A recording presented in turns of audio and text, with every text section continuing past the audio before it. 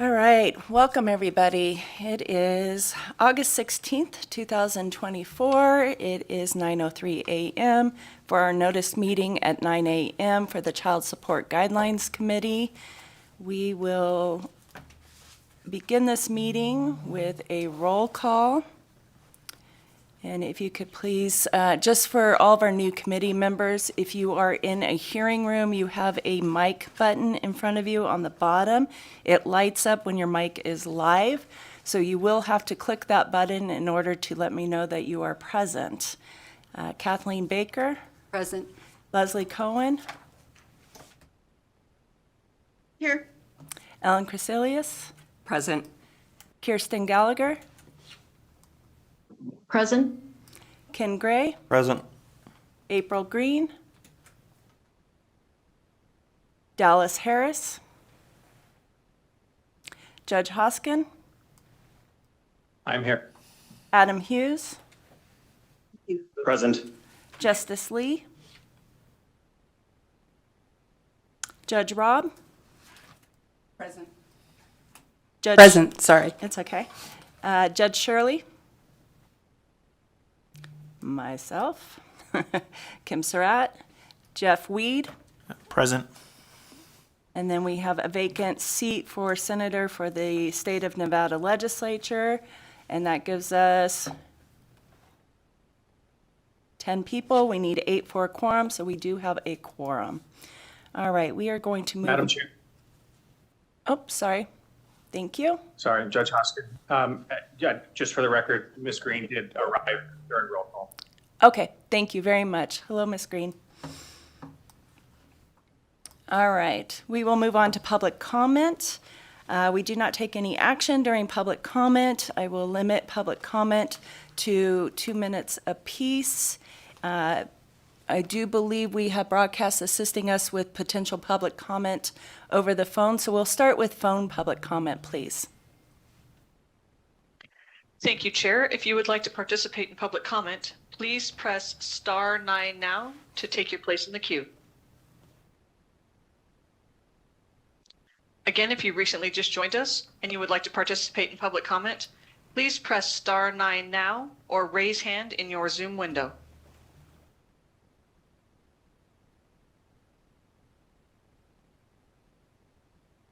You have no one wishing to participate at this time. Okay, thank you very much. Do we have anyone in Las Vegas that would like to participate in public comment?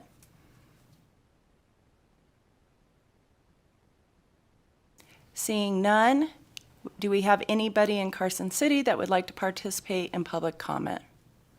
We have no one present in the audience, so we will take that as a no. Thank you. We will move on to our next agenda item. We have discussion and possible approval of meeting minutes from December 9th, 2022. Do we have any discussion regarding those meeting minutes? Hearing none, do we have a motion to approve the meeting minutes from December 9th, 2022? So moved. Okay, I can't tell. I'll Oh, second. was that Assemblywoman Cohen? Yes. Okay, thank you. Sorry, I didn't look up fast enough. And a second, was that Judge Hoskin? It was. Okay, thank you. All approve, say aye. Aye. Aye. Aye. Anybody opposed? Anybody abstaining? Kathleen Baker abstaining. I wasn't present at that meeting. Okay, thank you. All right, motion passes. Okay, we are going to move on to the next agenda item. Pursuant to NRS 425-610, subsection 3, states at the first regular meeting every 4 years, the members of the committee shall elect a chair by majority vote who shall serve until the next chair is elected. I will state that I took this position in August of 2017. Gosh. Wow. Yeah, so I have been chair since 2017. Technically, we are not on a second 4-year roll of that position, but for the life of me, I can't remember in the agenda if we ever reelected me for the second 4 years or not. I just continued in this position, and no one wanted it. However, if anybody would like to take the position of chair, you are welcome to. I'm more than happy to give it up. But please express interest in the meeting right now if you would like to take the chair position. Please. No. Okay. I will state for the record that I have asked the Family Law Section of the State Bar of Nevada, who appointed me to this position, to start to look for somebody else to replace me on this committee due to the number of years that I have been doing this. So as of right now, I am willing to continue to stay in the position of chair, but this committee does need to keep in mind that I would like to move on. And so we will, if you are secretively willing to possibly take this position and feel like you need some training in order to take the chair position, I am more than willing to work with you, train you, explain how to take over this position and what is needed for this position. I think probably we should do an official motion on the floor for me to continue in the role of chair, if that's what the committee desires, if we have a motion. Madam Chair, I would like to move that you be elected chair for the next term and express my thanks, and I hope the thanks of the committee for all of the work that you have done and will be doing in the future. Thank you. Do we have a second? Kathleen Baker. I would- Happily second. Okay, thank you, Ms. Baker and Judge Robb. I appreciate that. Do we have any further discussion? Hearing none, all in favor, state aye. Aye. Aye. Anyone opposed? Anyone opposed? Anyone abstaining? Okay, thank you, I guess. I will remain as the chair for now, but this committee, we do need to keep our eye on the ball on this so that we have a change in the future. All right, we are going to move on to the next agenda item, which is agenda item number 5, overview and discussion of committee charge under applicable authority and DWSS administrators' welcome and directive. The first comment I will make on this is that we provided you with quite a few materials. For those who have been on the committee in the past, those materials are familiar and nothing new to you. For those that are new, it probably looks like an extreme amount of reading, and I apologize. But it will give you some of the foundational documents that this committee and the directive that this committee has to work under and did work under for the first rendition of the major changes in Nevada child support that we implemented in 2020. The original bill is there. I will state that the bill is pretty narrow. The Nevada Legislature gave us direction to work on the calculation of child support. If you keep calculation in mind, it will help you with the scope of this committee. There are a lot of times that the public brings to us other concerns regarding child support enforcement and modification that this committee does not have authority to review or give direction or suggestions on. Those items are still in front of the Nevada Legislature and are still under the NRSs and not under the Nevada Administrative Code. So there will be times that as chair, things will not make it on the agenda because of that. It has to be within our scope. If I am unsure if it's within the scope of this committee, I will make sure it makes it to the agenda so that we can discuss whether it is within the scope of this committee for us to determine. With that, if the public, anybody in the public is listening at this time, there was a request of this committee to put consideration of division of tax deductions and tax treatment of children under child support onto our agenda. That is a prime example of an item that is not within the purview of this committee, thus it did not make this agenda.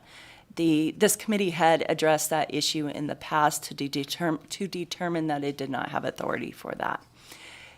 The other comment I would make, other than the materials that were provided to the new committee members, that if you go to the website for DWSS, which is dwss.nv.gov. Under that website, there is a tab at the top for child support. When you click on it and you go all the way to the bottom of that column, there is another tab for Child Support Guideline Committee. Under that tab, you will find the list of our committee members, the meeting dates, agendas, and materials, the meeting minutes, and the recordings of our hearings. I will say, as a comment to DWSS, our December 2022 meeting recording still needs to be placed on the website.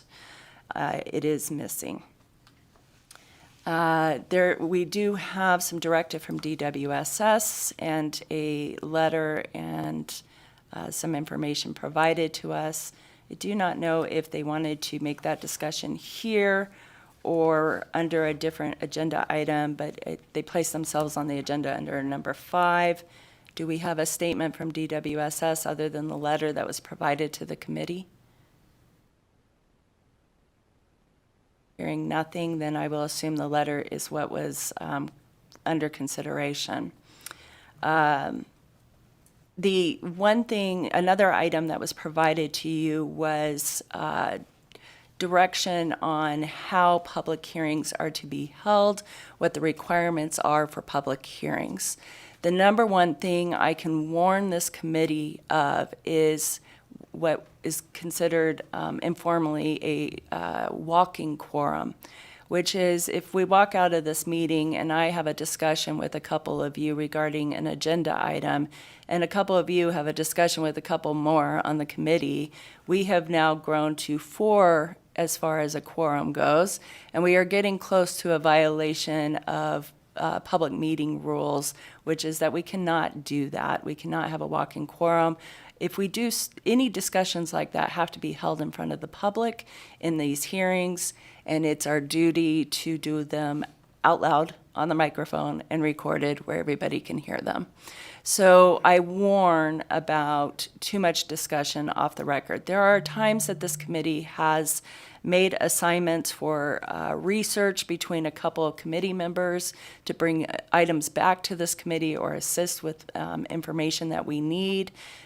When those assignments happen, just keep it between the couple of committee members that were assigned to do it, and be very careful and not reach out to other committee members so that we don't have an accidental violation. Hopefully, we're just only assigning it to one of you.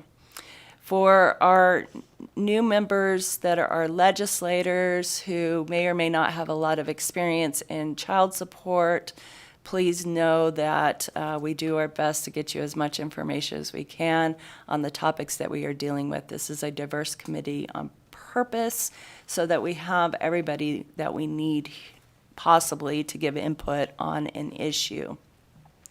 The main purpose of this committee is one, to make sure we're meeting the needs of Nevada citizens in our calculations of child support.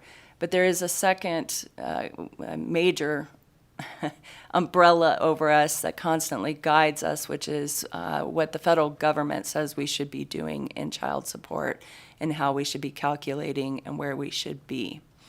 The federal rules are older now, but they are placed in your materials, and then there is a summary letter of kind of the overall dictates from the federal government as to what our role is. So anytime the public brings items to us, we need to make sure we're also still in compliance with the federal needs. The goal is to keep Nevada funded from the federal government for our the money that comes in is for our masters and for our child support enforcement, and there is the overriding gloom of a cloud that says if we don't keep ourselves modernized and in compliance that we could lose that funding. At this time, under the statutes, there is a requirement that the state pursue a audit of our child support statutes every 4 years. We were a little relaxed on this because our last audit is what we started with in 2017, which means we have not had an audit since 2017. However, we did not pass new regulations under the old audit and have them enforceable in the state of Nevada until 2020. Was it February? Committee members? I think it was February of 2020. So the theory was we needed to operate under those new rules for 4 years before a valid audit could be conducted again. That meant that in February of 2024, the state should have started another audit. It is my understanding that DWSS has not started that audit, has not retained somebody to do that audit. And as the chair, I will say that this committee is extremely restricted on compliance with the statutory requirements in front of it without an additional audit. My direction to this committee, with the hope that maybe I won't be on it forever, is that the last audit made a comment that it needed additional statistics for its review, and you'll see in that kind of summary letter that there was a comment regarding review of cases within the state to make for the audit. It's not just review of the statutes, but it's a review of cases and calculations of child support that are happening in the state to determine if appropriate numbers are being ordered and if it's meeting the needs of the citizens. The audit lacked private cases and data from private cases. The reason for that is that we don't have a mechanism for that. We weren't sure how to get that data to the auditor, but we need to consider that, and it will probably be on one of our next agenda items to discuss. Before we move on to the next agenda item, the only other thing I want to say as far as the purview and overview of the committee and our authority and how we run these meetings is that I would like to recommend that we run a motion for doing all of these meetings by Zoom and not having the physical locations in Carson City and Clark County. The reason I believe, one, is I think the public, that's the only way we really get attendance from the public anyways. Two, I think it's fair to the professionals that are on this committee that it is much more fair for you not to have to come to Carson City and Las Vegas to these buildings in order to conduct these meetings. We did do these meetings completely by Zoom through COVID, and it worked just fine, and the systems that are in place are sufficient for that. Do we have any discussion from the committee or thoughts about the possibility of doing a motion such as that? I probably don't need a motion. I have the ability as the chair to dictate how the meetings take place. I just want discussion from the committee really about their thoughts on that and if they want the committee to go that direction or not. You don't want it? Kathleen Baker for the record. Personally, I only drive from Reno, but it's still a bit of a drive, and it also cuts into the time that I really need to do things at my office. I have had a lot of luck. All of our court hearings are via Zoom. I think I've had a lot of meetings via Zoom. I would agree with the chair that I think we can still accomplish what we need to do via Zoom meetings and avoid the transportation, which is not necessary. Any additional comments? Sure. Make sure you hit your mic buttons, please. Thank you. Thank you, Madam Chair. Assemblyman Ken Gray for the record. I'm going to dissent with you. I think having in-person meetings is still very beneficial, and the Zoom option is still there for people that want to participate, but I think having a location in person is still something that needs to be done. Okay. Additional comment? Judge Robb, for the record, I generally find personal or in-person meetings to be useful, but in this case, half of our body is in Las Vegas, and so that personal connection is being lost in any event. And so I would be in favor of going to an all Zoom participation agenda. Assemblywoman Cohen? Thank you, Chair. I agree. I believe we should be doing these on Zoom. There is access for the public, just as if we had them in person. And we have a lot of professionals attending these meetings that are taking time out of their day to participate. And I think the more we're able to accommodate the committee, the more we're able to have members of the committee participate and attend. Okay, thank you. Any additional comments?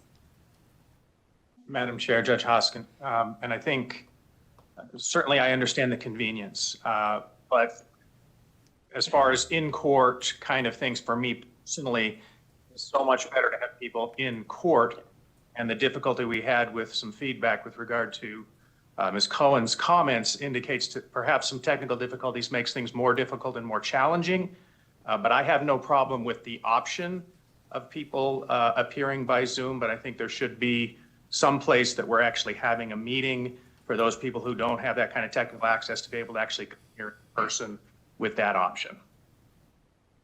Okay, thank you. Any additional comments?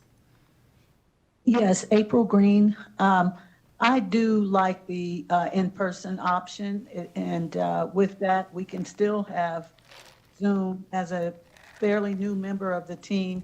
I don't know who's who except for a couple of people, and it would be nice to be able to put a name with a face and maybe even ask questions, not agenda items, but just get a better idea of who we are and what we're doing by meeting some of the people on the team. Thank you.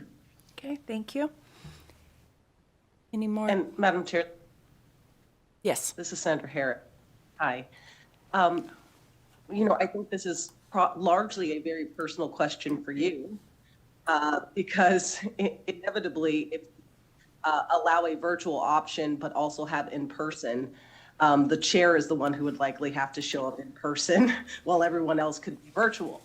And so while I also support the idea of allowing people at least to be virtual, whether we continue to have in-person locations, I think is largely going to only require you to be in person as a mandate. I want to throw that out there. The rest of us could always attend virtually where you would likely need to come in person. And so, I think I'd like to hear a little bit more about how much of a burden that might be on you as the chair. I appreciate that. I think I live in Washoe Valley, so it's not that difficult for me. I did worry because we do have one member from Fallon, but he didn't comment that it wasn't that difficult. So that's what I worry about is the diversity of this committee and ability to get them together. As long as we have both options, I'm okay with it.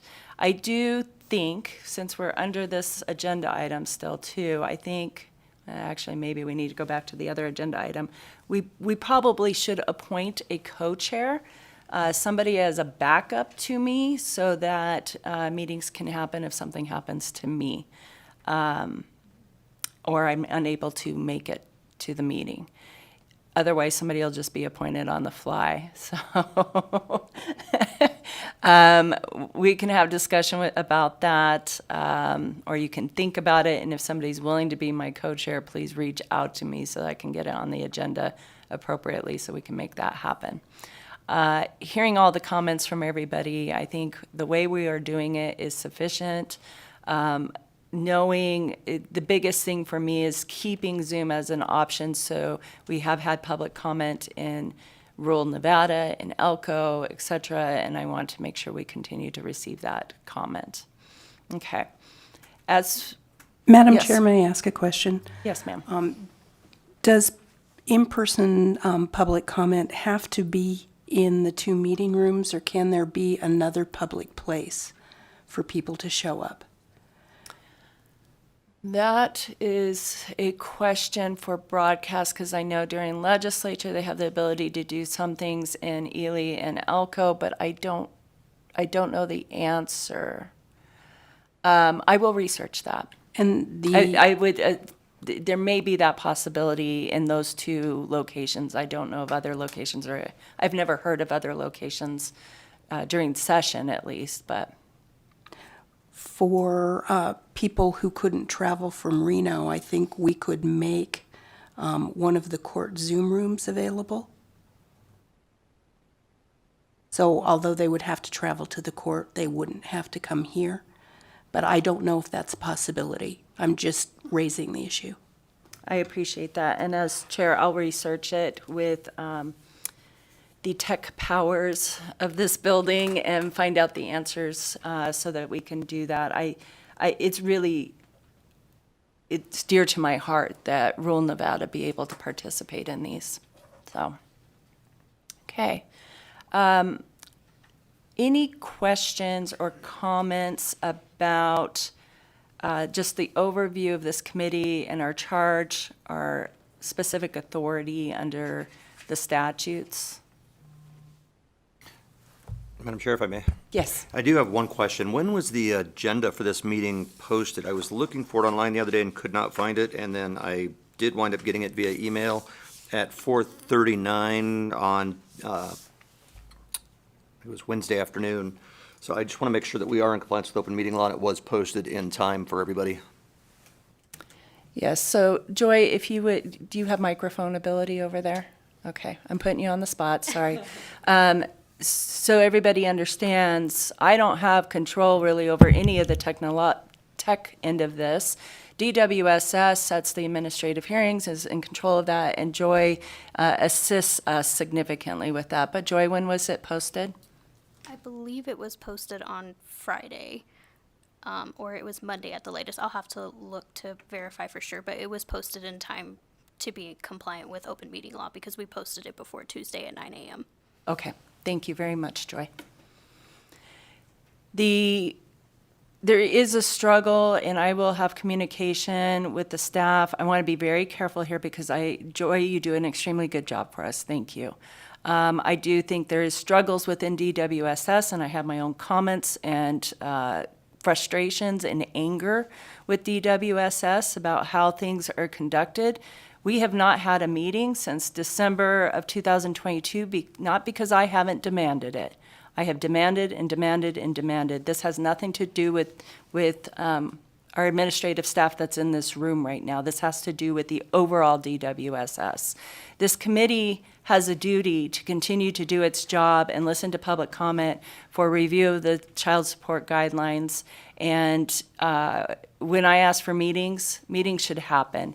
DWSS says I do not have the ability to demand usage of their resources when I so please. I disagree. Per the statutes, I have a duty, and this committee has a duty, and we need to comply with that duty. And there is a major obstruction between my ability to help this committee comply with those duties and making it happen. And it's a frustration I wanted aired during this meeting because I want it really clear why we haven't had a meeting since December of 2022. Why the recommendations that we gave to DWSS in December of 2022 did have yet to make it to Legislative Commission in order to be adopted. And we will, with that, move on to the next agenda item because I want to it really blends both of our agenda items. But the next agenda item is discussion of the committee's last report to DWSS, which recommendations were and were not accepted. Not all of the recommendations that we made to DWSS made it to the public hearing without any notice to this committee or comment or advice, despite significant amount of time and energy, hearings. This committee can take a lot of time and energy, and that last report is no exception. It was a lot of work for us to get the votes that we received. Now, DWSS has given us a letter with their comments being that they do not have to accept any of our recommendations. And if that's the case, I'm picking my words carefully, perhaps the guidelines need to be removed from the NACs and brought back into NRS by the legislature so that when there is public hearing and there are votes and they are fair votes and things are parsed out and researched, that they are adopted. The recommendations we made in 2022 could have been already law. through the session. The point of this committee and why it was adopted at the legislature was for efficiency, to make things happen efficiently, because every 2 years waiting for the legislature was too long for a lot of the needs of Nevada citizens in child support.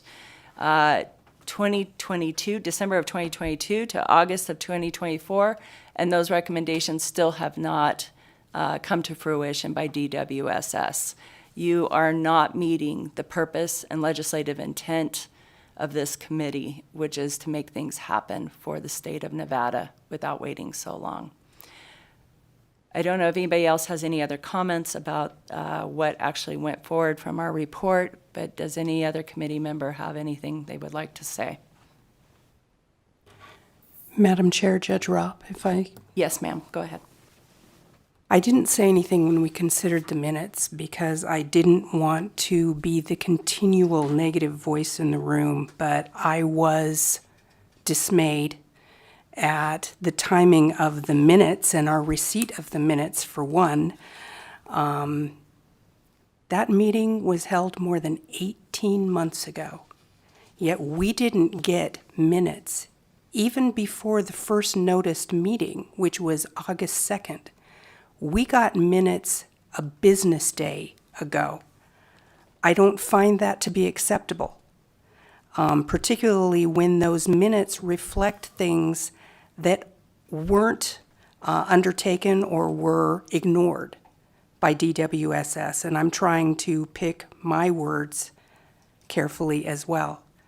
As far as this committee goes, I want to call attention to the makeup of the committee. The legislature very carefully put this committee together, and it is made up of subject matter experts. We have a member of the Supreme Court, 2 presiding judges from the family court in both the 2nd Judicial District and the 8th Judicial District, with a 3rd district judge who doesn't have a family bench being appointed by the Supreme Court. We then have district attorneys from both Clark and Washoe County who are involved in the enforcement of child support. We have subject matter experts who are family law practitioners that are appointed by the Family Law Executive Committee. And one of our subject matter experts has to be knowledgeable about economics and child support guidelines. What you have on this committee, and I'll set myself aside, but what you have on this committee is a group of people who are dedicated to, knowledgeable about, and in the trenches working directly with child support and the guidelines that we are working with, to summarily set aside or ignore recommendations made by this committee after we have listened to public comment, after we have heard from members of the family law, both, I believe, Executive Council and from the Association of Matrimonial Lawyers, who came and testified at length with regard to changes. I think it is disrespectful. I think it is dismissive, and it makes me wonder why this committee exists. If our recommendations are to be wholly ignored, I don't know why we went through the process. The makeup or the composition of this committee is such that I don't believe it was meant by the legislature to be a figurehead, and it certainly wasn't meant by the legislature to simply be the lightning catcher for when there are problems with guidelines, and we are the ones who then take the displeasure from the public. I think there was a reason for us. We have been here and spent many hours, many days, putting together these recommendations, and with considered reasons that were set forth at length in these hearings. I am dismayed and, quite frankly, would not have volunteered to be chair of a committee that I don't believe right now is taken seriously by DWSS at all.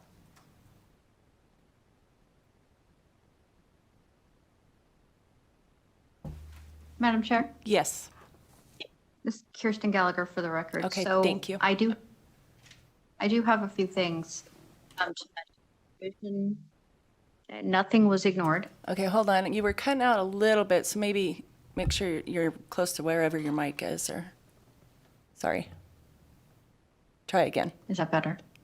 Yeah, I think Yep. so. We just lost I just turned my mic off. We lost a word or two, sorry. Go ahead. Okay. The division ignored nothing. They took all of the recommendations that were given, and the division takes all of this, all of the committee's recommendations very seriously. However, the administrator in the division cannot accept changes that have a very real chance of causing Nevadans to either need to come on TANF assistance or not be able to get off TANF assistance. The temporary assistance for needy families is a safety net. It's not a program that we solicit for. And all of the divisions, the information was provided in, I want to say the May 22 meeting, explaining exactly why the division disagreed with that specific recommendation. And I'd also like to add that the division has accepted every recommendation that has been made, save one. And if I might also jump back, I can't tell you about the meeting, the recording, the meeting minutes that are missing or that weren't delivered until yesterday. I can't speak to that. However,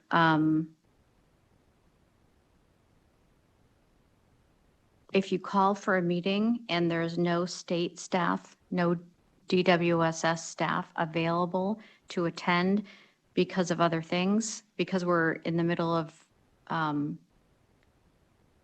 NV Kids certification, that's what's been going on recently. I've tried to be communicative with you, and I'm not sure what else you need. I think the meetings will be easier. It will be able to flow more easily once we're past our certification, which is expected by October, but it's going to be hard until then. Madam Chair, may I ask for a clarification? Yes, you may. Could you tell me which recommendation you think wasn't included? You referenced a May 2022 meeting when the recommendation that I am most interested in was voted on in December of 2022. So we may be thinking of two separate things. Can you tell me what you're talking about?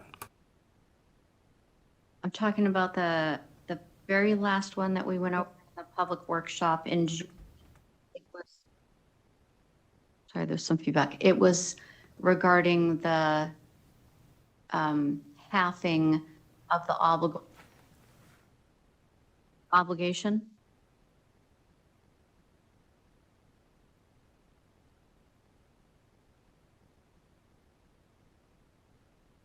In the joint scenario.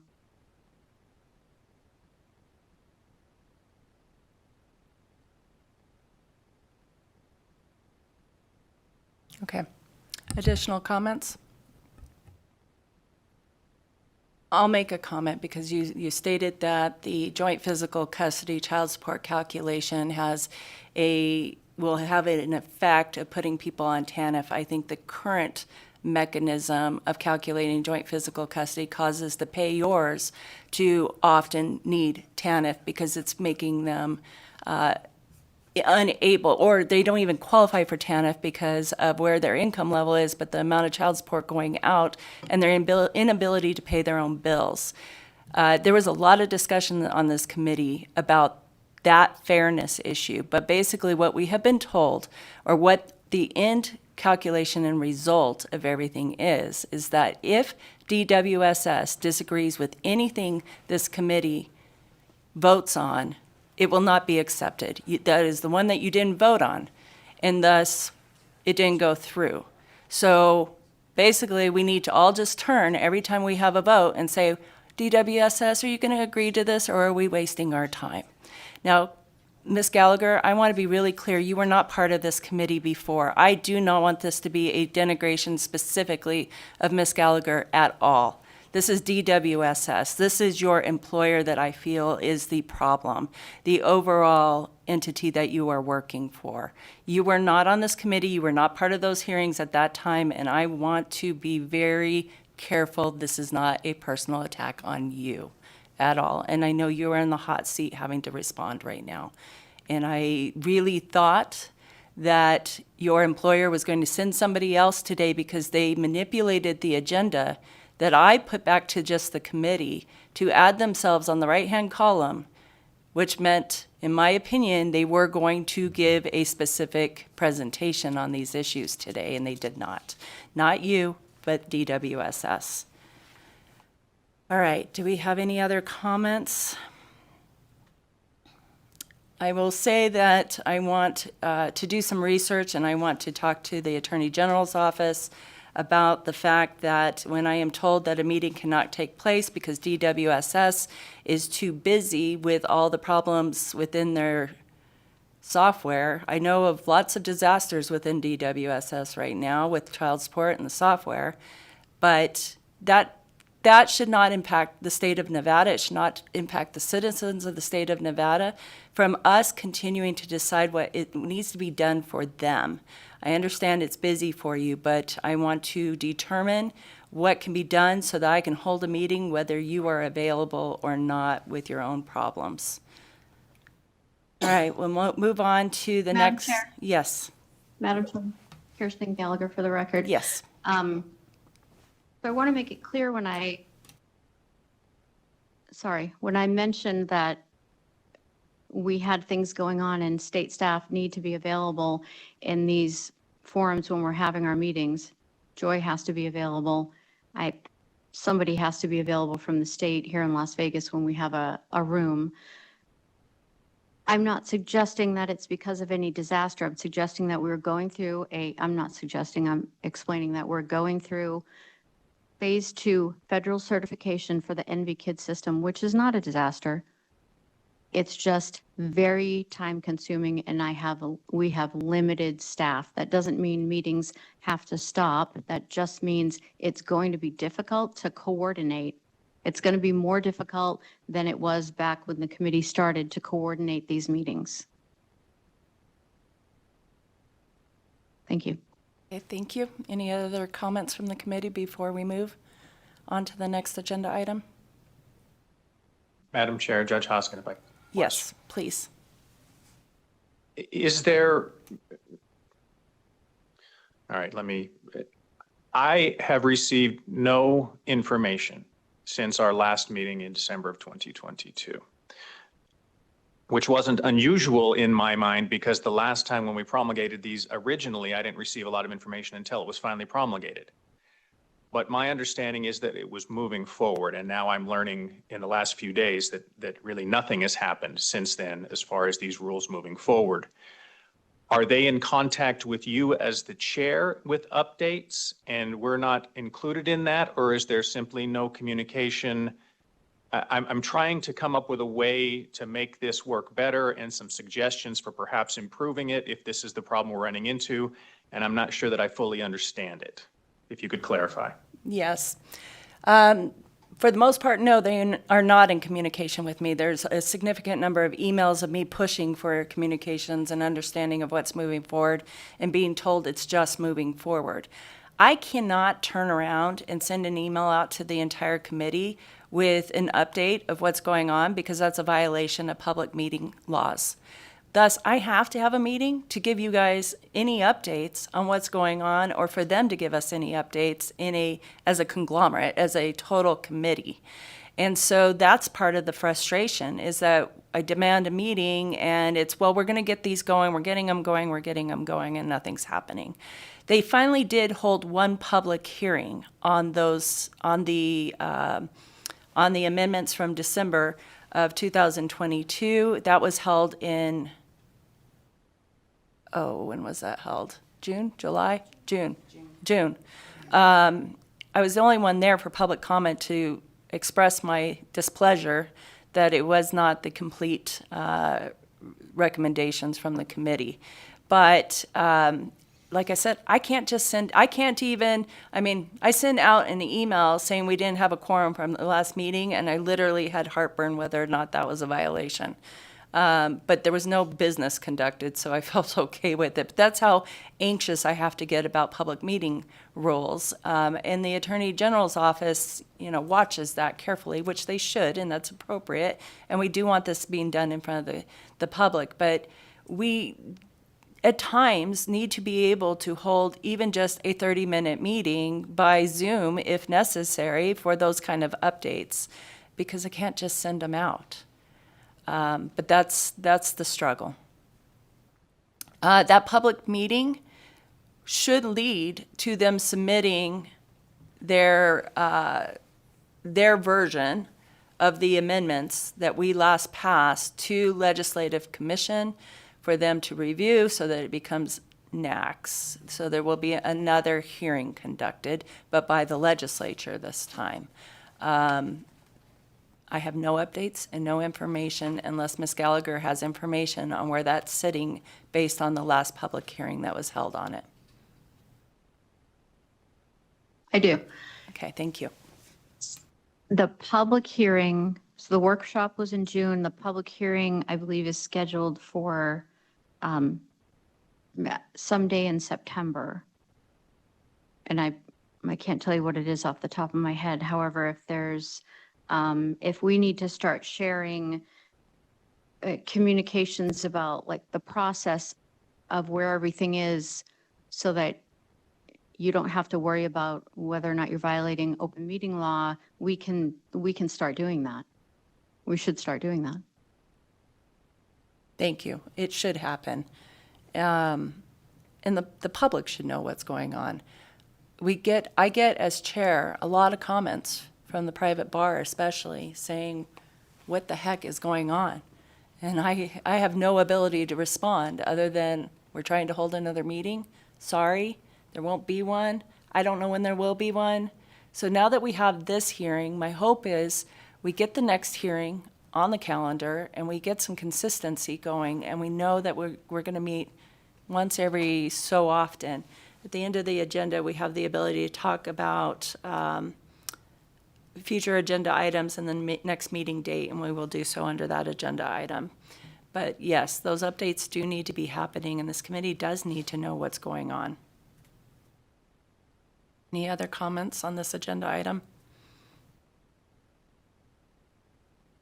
Okay, hearing none, we'll move on to the next agenda item. Discussion of concern voiced by Nevada's low-income legal service providers regarding the court's obligation to consider the reasonable cost of childcare paid by either or both parties and make an equitable division thereof pursuant to NAC 425.130. When we had our original meeting date that we did not have a quorum for, legal services was going to testify on this bill. Based on this date, they were unable to be here to testify on this issue. I don't know if Ms. Green has any input on this or not, but the concern that was expressed to me for the committee to take into consideration isn't the issue of the court considering the child care costs. It's the issue of the findings, the detailed requirements that we had in our recommendation for findings of facts on that, and the concern that those who are self-represented will have a difficult time complying with that requirement or providing the court with sufficient information for the detailed findings of fact. Now, I do think this is an issue that is very different for Southern Nevada versus Northern Nevada and the methods being used for drafting of court orders in these matters. So I don't know if anybody has any additional information or would like to discuss this, or we can table this agenda item for our next committee meeting so that we actually get legal services here to express their real concern and not Kim's hearsay version of what their concern was on it. Any other comments? April Green, I Thank don't know anything about this. Legal aid in the North has not approached us, and maybe because of the open meeting laws, to discuss this with me or tell me about it. So I would prefer we table it and let. Okay, to be clear, it was Southern Nevada Legal Services that expressed the concern. So I'm happy to table this agenda item. I don't know that we're doing anything substantive today anyways, because we have so many new committee members that need to get up to par on where we're at. I just want to set the table for where the next agenda is going to go and what the issues are. This is a good example, though, just to be clear, that when the public has concerns or practitioners in the state have concerns about the feasibility of the statutes and how they're written, that they just need to reach out to me as the chair, or we have other mechanisms on the agenda for reaching out so that we can get items onto the agenda for consideration. All right, the next agenda item shows that I lied earlier in the meeting. I didn't lie, but I made a mistake. It is on the agenda. Discussion of public concern expressed to the chair regarding the need for the committee to consider the use of income tax deductions and income distribution among the parties in child support matters. So I did put it on the agenda.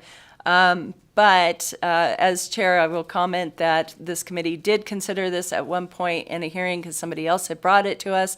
We went through great detail as to what our duties are and what within the statutes we have control over, and a decision was made that we did not have control over this issue.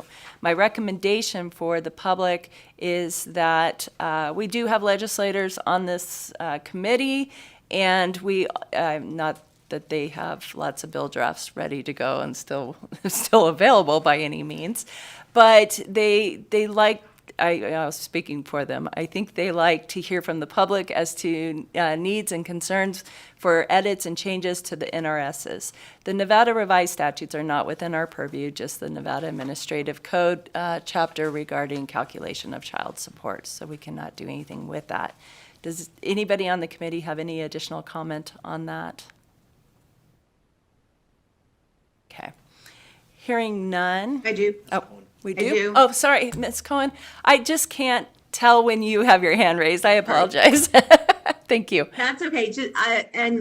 And just so we're all clear, so that anyone listening is all clear, that requests to legislators for bill drafts do not need to go to members of this committee. They can go to any legislator. They can also go to the legislative committees directly.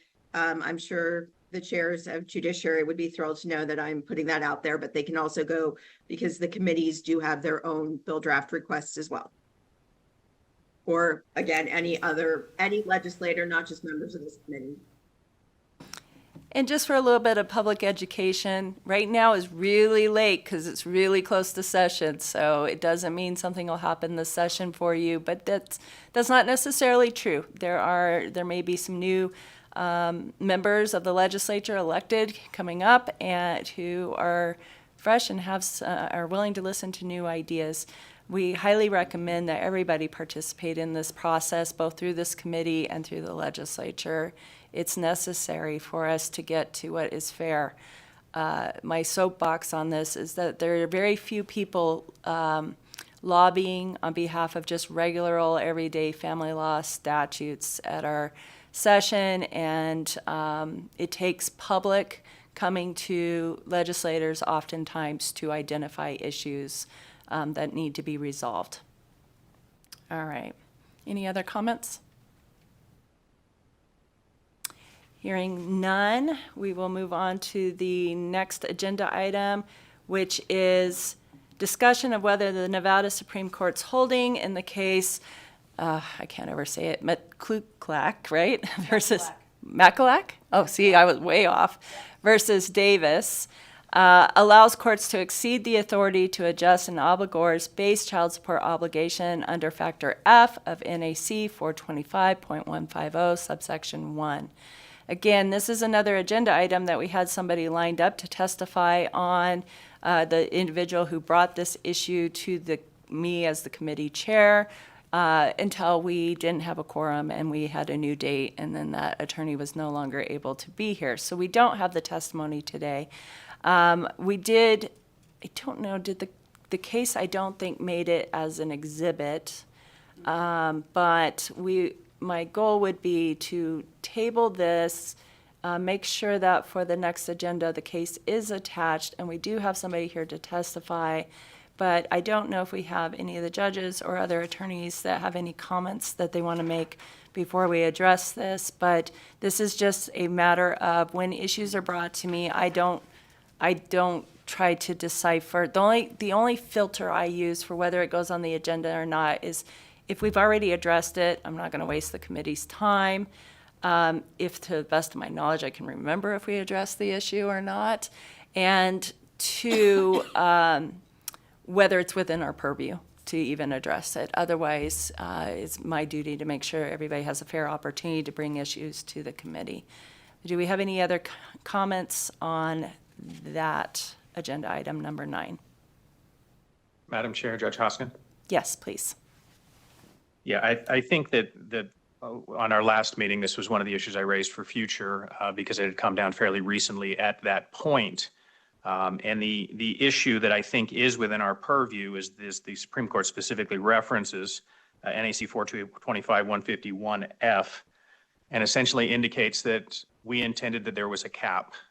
And the concern that I had when everybody was calling me after I had told them at several conferences that there was no such thing as a cap anymore, that we probably needed to do some clarification. So I'm okay with tabling this, but just so everybody understands what the issue is, I think it's more of a clarification on our intent from previous committees, previous versions of the committee, I probably should say, in order to clarify. And if this was our intent, what the Supreme Court has interpreted, we just need to make that determination. It's just not my belief that that is what we intended for that regulation to mean. Okay. Additional comments from the committee? My comment would be that it is my interpretation of our previous renditions of this committee, as you put it, that we do not have a cap. That was one of the items specifically noted in the pages and pages from the federal government that we really shouldn't have any caps, and that our prior caps were a violation of our duties under the federal rules as far as taking each family into consideration and their needs, and that not all families are the same, and that at times there are children and needs of a family that we don't know what those numbers are going to be. So we shouldn't dictate a cap and set it at anything specific, because we need the judges to have that discretion to come to the right numbers for a family. Judge Robb, I see you about to push your button. Thank you, Madam Chair. We may not call it a cap, but there is certainly a limitation. And it was a limitation that was negotiated and voted on. So there is a limitation there. I will note too, my recollection, and Judge Hoskin can correct me, but the Nevada Supreme Court also stated that child care and extracurricular activities are not per se child support.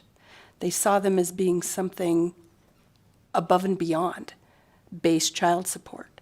And so that was, I think, a nuance that was part of that case as well.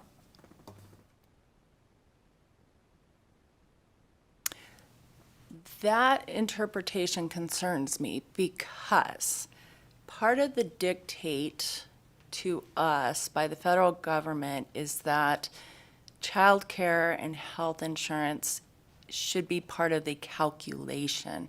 It was part of the reason why we reorganized the statutes some last time, because we wanted to make it clear. It's really hard to make this clear within the statutes somehow, that that's why we started calling it base support, right? Because it's not, the support number is the total at the end, the base support is the starting point.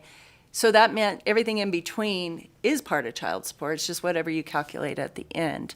So the childcare and health insurance requirements or health needs of the child were dictated to us to have to be part of the calculation. So does it cap? Well, I guess we do need more discussion on this, on that whole wording of limitation versus cap. We didn't use either of those words in the NACs themselves or our recommendations, but it's the effect. Except that it's supposed to be adjustable, because new committee members, you probably think this is psychotic, because I'm about to say we can't use the word deviation anymore, and we didn't use it intentionally so that we didn't get in trouble with the feds, yet we can adjust but not deviate, and what the heck are those semantics? And is it a cap? No, it's a limitation. It's not a cap. We sound ridiculous at times, and unfortunately, that's what we had to go through for this committee for where we're at.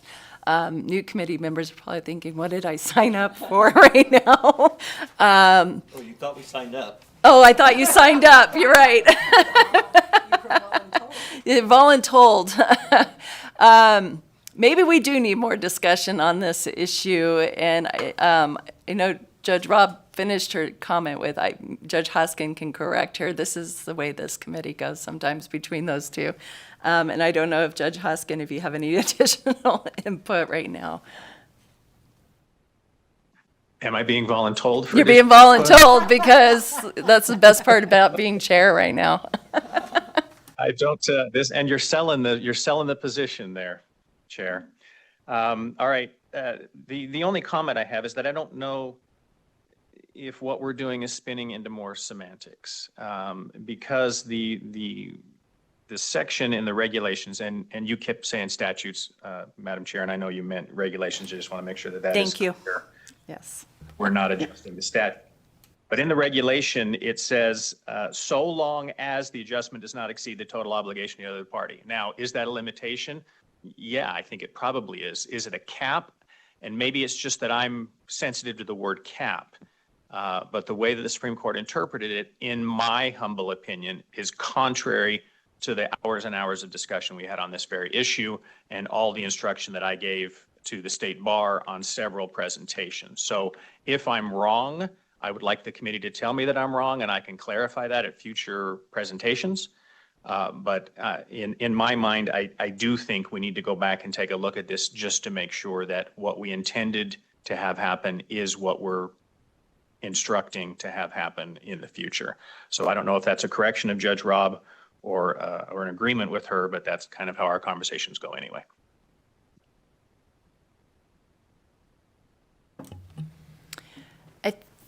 I think some of the issue too comes from, well, when you start with, I guess when you back yourself up to the base compensation, income levels mean that our starting base compensation is not limited. I'm trying to pick the words now. Is not capped. And that's a big difference from our prior version of child support statutes by leaps and bounds. And the prior directive that we had from Supreme Court case law based on the old statutes was always slap our hands, us being practitioners or judges, for deviating too much or going off of those amounts, which meant there really was a very definitive cap. And we really wanted to get away from that, and we were told to get away from that by the feds because of, again, the needs of families, and but ability to pay is always that overreaching thing that we have to stick to.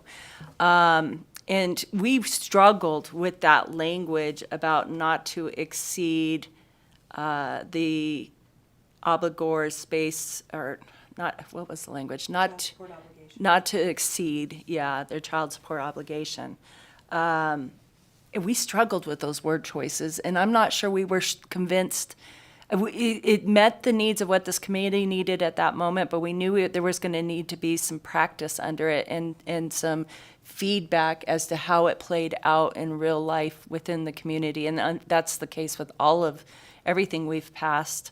And, you know, to even talk about the child care part of it that legal services brought to us as an issue, that hasn't even been passed yet. That's part of what needs to keep moving forward in this next hearing from DWSS. We don't even have any practice under it to know if it's an issue yet, to know if we caused the problem or not necessarily. But I would say to the public, we'll keep this on the agenda.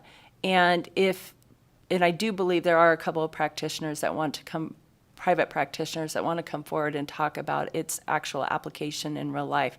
That is what this committee needs from the public, in my opinion. We need to hear real cases, real calculations, real examples of what has happened in cases so we know how it's actually playing out, and if we need to deviate the language. No, I'm just kidding.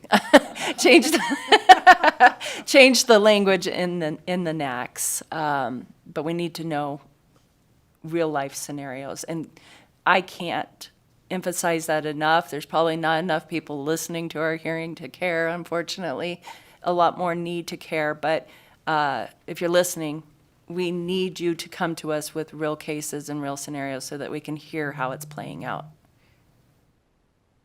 Any other comments? So just, we're tabling it, by the way, we're Yes. tabling this for another, okay. We will keep this on the agenda. I will table it and move it, and then with hopes of gathering some people that can speak to us on this issue. So our next agenda item is discussion and approval of ideas for future agenda items and the next meeting date and time. So do we have any other items that the committee is aware of that we need to review and assess at this time and put on the agenda? Madam Chair, Adam Hughes. Yes, please. So as for a future agenda item, I'd like the committee to consider whether we need to clarify or provide interpretation of the low-income payer table. So the committee last go around adopted this low-income payer table, and there's 3 columns when you determine how many children are in a case. If there's one child, there's 3 columns you need to look at. It's monthly income up to, and then percent and child support amount. So there's been some discrepancies between courtrooms as to what number we're looking at on the low-income chart. So I've got the old chart from 2022 in front of me, and it says for monthly income up to $849. So the question is then, is that a band of 0 income to $849? Or do we need to determine the actual gross monthly income of the party? And then once we do that, do we apply the percent or do we apply the child support amount? So I'd like to propose that as an agenda item for the committee. Excellent idea. Thank you. That's exactly what we need. Is exact specific items like that so we can consider it. I will make sure that makes it onto the agenda. I appreciate that. And hopefully you'll be able to do some presenting on it when it's on the agenda for the next meeting. That's that voluntold stuff. All right, any other items? Okay, if any of the committee members hear of complaints because people find out that you were on the committee and they have things they want changed, direct them to submit specifically what their issue is, maybe some exhibits hopefully with it, and willingness to show up to talk to us about the issue, unless it's general public who is uncomfortable with that. But and then make sure I know of the item so that it makes it onto the agenda, please. Okay, how often do we want to meet?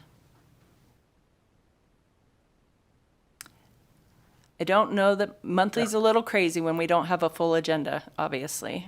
And we need enough notice to make it easy to get us the right people in front of us for these agenda items. So I'm thinking 2 months out. Is there objection to that, or is that reasonable, or do we need it more often than that? Thoughts, anybody? I think 2 months is great. Kathleen Baker, I would agree with that, and if for some reason we start getting more issues, we can meet more frequently. Okay. We, Going. yes. I think 2 months is good. I would just say October is, that would put us in October. And there is a problem in October because the end of the month is Nevada Day. And then there are Jewish holidays leading up to most of that month. So just please be careful in October. Okay, thank you. I appreciate that. April Green? I may fluff it with Madam a month Chair? and a half or whatever I need to do to make that work. Yeah, Ms. Green, did you just comment? I would just suggest quarterly, Quarterly? yes. Madam Chair, that was going Yes. to be my suggestion as well, and that would put us into November, prior to the holidays, post-election, post-October holidays. Good suggestion. Solid suggestion. All right, especially for this committee and this building. Okay. I will aim for November and get notice out immediately. I want notice to go to, we'll make sure that the family law section gets it out there to all the private bar. I want more notice of these meetings. Part of that will require that once you receive something from Joy, which will hopefully we will make happen right away, that which just takes coordination with LCB so that we get what we need for that, that the committee also take it on their as their own duty and obligation to get it to anybody that you have that needs notice, meaning if you have any other resources for posting and notice, that you please do so within your communities or whatever mechanism you have. That probably sounds as vague as possible, but when the very, very first meeting we had with this committee, a big part of the meeting was about how are we going to make sure people know about us so that we get that input. And for a while, we had good public input, and we've lacked it for a little while. And so we kind of need to rejuvenate that so that we get some confidence in the public. There's nothing better than getting the public comment to our meetings. All right, so I will aim for early November so that we're not in conflict with Thanksgiving, and but watch the election timeline, and we will hopefully get information out right away. I will post a agenda pretty quick, keeping in mind I try to keep it a little bit open so if other items need to be added, but I don't think there's any rule against me amending the agenda as we get closer if we need to. All right. With that, do we have anything else before I move on? Yes, Yes. this is Kirsten Gallagher for the record. Yes, Ms. Gallagher. You were talking pretty fast at the beginning of the meeting and blew past talking about hiring the economist, so I wanted to give you an update. I know you and I had discussed it, and I do agree that Just this real is quick, hold on, let's make sure we go to, because I need to reopen the agenda item just so I don't get AG trouble here. We would call this under probably agenda item number 5, because that's the authority and DWSS's administrator's directive. Okay, so we'll reopen agenda item number 5. I'm sorry, Ms. Gallagher, go ahead. I just want to make sure I'm properly doing what I need to. Thank you. So you and I had discussed this, and I do agree that this is a really good time to get the economist back on board now that the guidelines that were overhauled have been in place for a while. I am working with our contracts team to do that. It has to go out to RFP, so it's a bit of a process, but that has already been started. Okay, perfect. I appreciate that update. And just, Madam Chair, could I ask Yes. for clarification? please. You indicated that the process has started. Does that mean that the RFP's already gone out? And when is the close date on that? The RFP has not gone out yet. That the process of getting the RFP to the point where it goes out has been started. And I do not actually have any idea how long or really what that entails. I do not know how long the process is.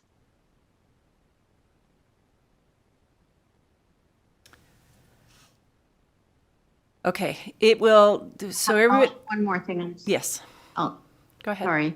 Well, it is a good recommendation to hire an economist. It is not, in fact, federal law. It would, I say that obviously make all of our lives much easier, but there are many states that do not hire an economist, and I did verify, although I agree that we should do this, I did verify with my federal representatives that we were not in violation of a law with not hiring if we did not hire an economist. Madam Chair, just I want to get a clarification real quick on the comments that were made just prior. So you don't know how long the RFP process will take. You don't know how long or what the process entails, but the process has started.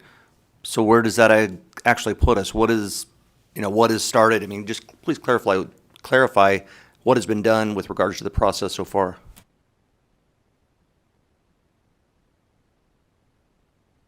The process that's been started is me working with the contracts team, and I fill out a lot of paperwork and give them information, and this is the first RFP I've done, so I'm not really well versed on all of the steps that need to happen. My contracts team is leading me through it. Can I clarify when you met with them? Last month. Thank you. Okay, please do, Ms. Crecelius. Okay, so I work at a DHHS agency, so in the same department as welfare, but a different division. And when we do the RFP process, the whole process takes about 6 months. So it starts out with filing the paperwork, coming up with what you're asking for, putting together a scope of work, and then at some point, depending on the dollar amount, you need to interact with the purchasing division at a different department. And then it gets posted, and it's posted for a certain time. There's comment period back and forth. Then you get the proposals and you review them. So that whole process, we find, at least in our division, takes about 6 months. So I don't know if that's helpful, but just another feedback on that.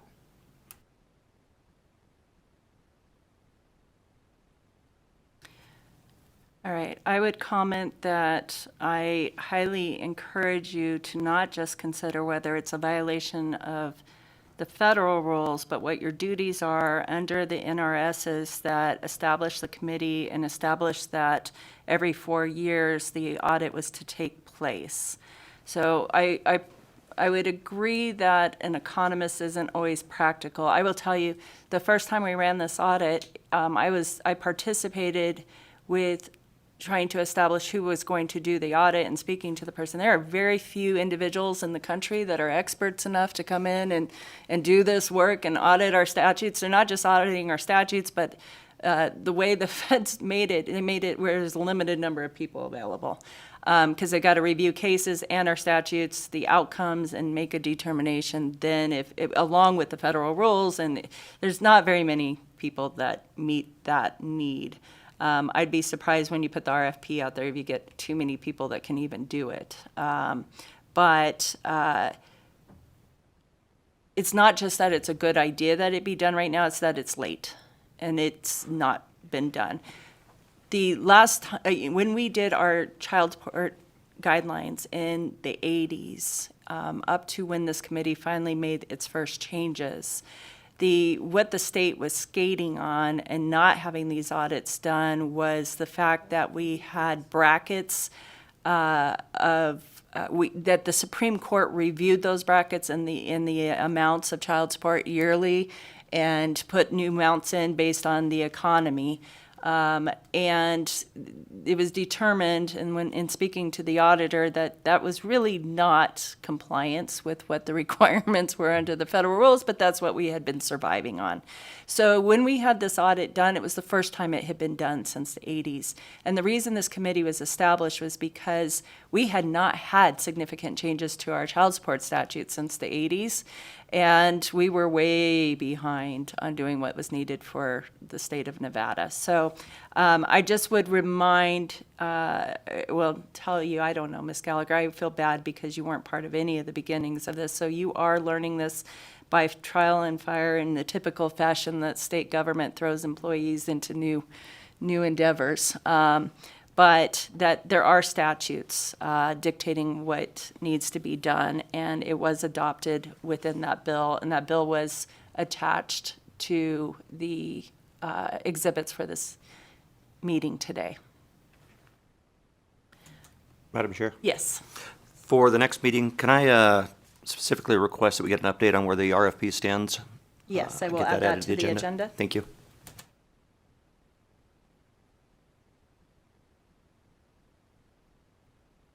Okay, any other agenda items? Okay, hearing none, I will move to our last agenda item, which is agenda item number 11, general public comment. If we may please start with anybody on the phones for public comment. Thank you. If you would like to participate in public comment, please press raise hand in your Zoom window.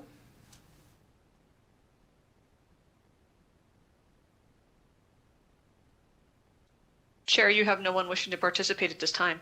Okay, thank you. Is there anybody in Las Vegas that would like to participate in public comment? Seeing none, anybody in Carson City that would like to participate in public comment? Seeing none. All right, thank you. We'll move for adjournment of this meeting, and again, we'll aim for beginning of November, mid-November, November for the meeting, and I will get you dates, and see you next time. I appreciate everybody's time today. Thank you. Thank you.